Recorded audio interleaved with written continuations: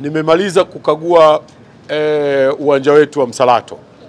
Tumeshuhudia mjenzi hapa, msimamizi ni wakala wetu wa barabara Tanzania kwa maana ya TANROADS chini ya Wizara ya Ujenzi. Kwa hivyo runway, ile sehemu ya kurukia na kutua ndege inaendelea vizuri sana na mkandarasi yupo katika hatua ya juu ya ujenzi. Lakini vivyo nimekagua ujenzi wa jengo la abiria, jengo la kisasa sana ambalo linaendelea hapa. Huyu yuko nyuma ya muda, lakini nimeagiza kuhakikisha kwamba anafanya kazi usiku na mchana na kuongeza idadi ya wafanyakazi. Na nimeagiza TANROADS na TAA kwa maana ya mamlaka ya viwanja vya ndege na mamlaka ya barabara, wakala wa barabara Tanzania, wafanye kazi kwa pamoja ya kumsimamia huyu, kwa sababu tusiache mambo. Huyu anasema aliyepewa kazi kwa mujibu wa mkataba, kwa mujibu wa sheria ni TANROADS, lakini mwisho wa siku atakaye kwenda kuja kuwa msimamizi atakuwa ni TAA. Kwa hivyo ni lazima hawa kila mara wawe wana mawasiliano ya karibu sana. Tunachotaka sisi wa Tanzania kuona hii kazi inakamilika kwa wakati na inakamilika kwa ubora. Niseme tu kwamba tumekubaliana mimi na mkuu wa mkoa hapa, tutakuwa tukija kila mara kuendelea kukagua kuona progress ikoje, maendeleo ya mradi yakoje.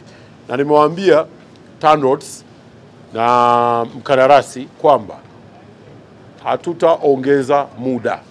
Ikiwa watafanya uzembe, hatutakuwa tayari na tutamdai yeye mkandarasi fidia ya kuchelewa.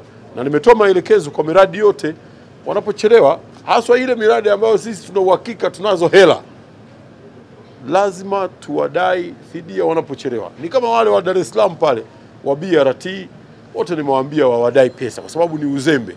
Hatuna kesi ya fedha pale, tuna kesi ya watu kufanya kazi.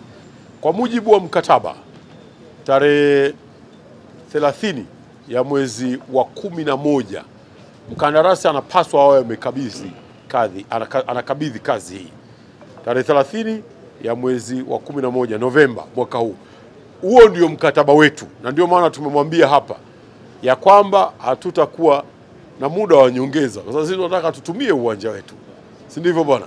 Kwa hivyo tunamtaka afanye kazi usiku na mchana. Naomba niwaahidi vijana wangu, serikali yetu ina ofisi inaitwa ofisi ya kazi. Ndio. Naifahamu?